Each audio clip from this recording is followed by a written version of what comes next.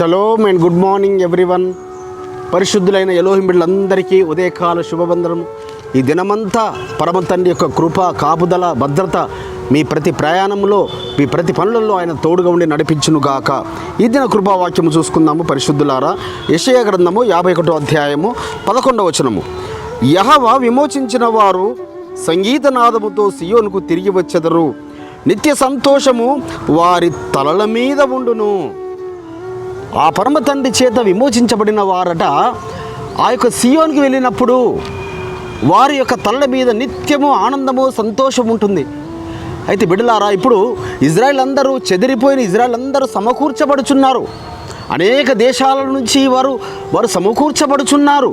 అయితే ఈ సమకూర్చబడుచున్న వారి మధ్యలో వారి తలల మీద ఎప్పుడు సంతోషం ఉంటుందట అంటే, వారికి ఆయన తోడుగా ఉన్నప్పుడు, వారి శత్రువులకు ఆయన శత్రువైనప్పుడు, వారి శత్రువులను ఆయన తరిమివేస్తున్నప్పుడు, వారిని వర్ధిల్లజేస్తున్నప్పుడు, వారిని ఆశీర్వదిస్తున్నప్పుడు, మరి అదే విధముగా ఆయన రక్తంలో కడగబడిన అన్యజనులమైన మనలకు కూడా అదే వాగ్దానము బిడ్డలారా.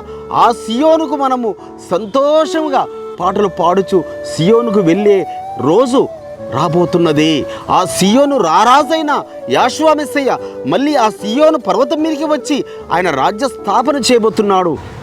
అట్టి కాలంలో మనం ఉన్నాము. ఇప్పుడు ప్రపంచంలోని ఇజ్రాయెల్ అందరూ సమకూర్చబడుతున్నారు. వారికి నిజముగా విరుద్ధంగా రూపించబడి ఏ ఆయుధము వర్ధిల్లనేరకుండా ఆయన కృప చూపుచున్నాడు. వారు గత 2 సంవత్సరాల నుంచి యుద్ధం వారు ఎదుర్కొంటున్నప్పటికీ వారిలో సంతోషము తగ్గలేదు, వారిలో సమాధానము తగ్గలేదు, వారు ఆ దేశమును పరలోకపు తండ్రి ఆశీర్వదించడము తగ్గలేదు. అదేవిధంగా వారి గురించి ప్రార్థన చేస్తున్న మనకు కూడా క్షేమమునిస్తాడు, మనకు కూడా ఆశీర్వాదమునిస్తాడు. వారి యొక్క సమాధానం గురించి మనం ప్రార్థించినప్పుడు, యెరూషలేము క్షేమం గురించి మనం ప్రార్థిస్తున్నప్పుడు, ఎందుకనగా సియోను రారాజు వారికి మనకు ఒక్కడే రారాజు. ఆ దినమున యెహోవా ఒక్కడేని, ఆయన రాజుల రాజని ఆ యాషువా మెస్సయ్య ఆ సియోను కొండ మీద ఆయన రాజ్య స్థాపన సింహాసనం వేసుకొని చేస్తున్నప్పుడు మరి మనమందరం సంతోషంగా వెళుతాము, వారందరూ సంతోషంగా ఉంటారు.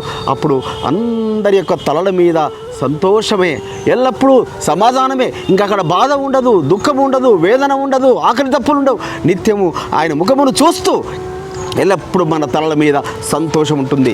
అట్టి విధమైన కృప పరమ తండ్రి మనందరి అడల విస్తరింప చేయునుగాక. ప్రార్థన చేసుకుందాం. పరిశుద్ధమైన తండ్రి, అవును నాయన, నీ జనులను ఇజ్రాయిల్లను సమకూర్చుకుంటున్నారు.